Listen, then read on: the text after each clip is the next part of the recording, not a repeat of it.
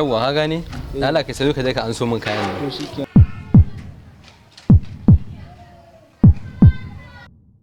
Kai, waye ka zo ka tsaya a kofar gidan mutane? Baba ai kai da gani na ma ba sai ka tambaya waye ni ba. To amma tunda dai kana da buƙatar ka san waye ni. Sunana Alhaji na Muhammad mai canjin dala a Dubai.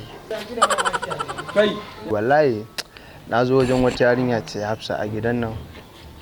To shine na ganta na ga ya kamata a ce na zo gurinta mun dan samu fahimta da juna. Shine kawai ba wani abu ba. to wallahi da yanzu bata nan. Ta yi nisa ne ko kuma yaya? Amma sai dai ka dawo an jima in Allah ya yarda. Za ta dawo ta dan fita ne yanzu ma da na kira ma ita.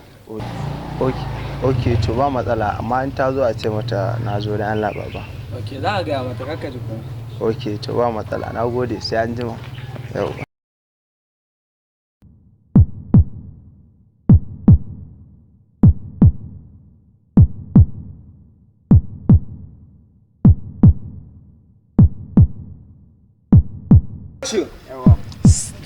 Ya, an yi jan lemu.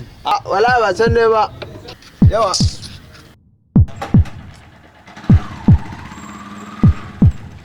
Kace me? Rijiyar lemu. Wala uba uku ne. To tsaya ka wuce da ni dan din ma ai. Ka dan gema hanya ai so nake. Wallahi juya zan yalla.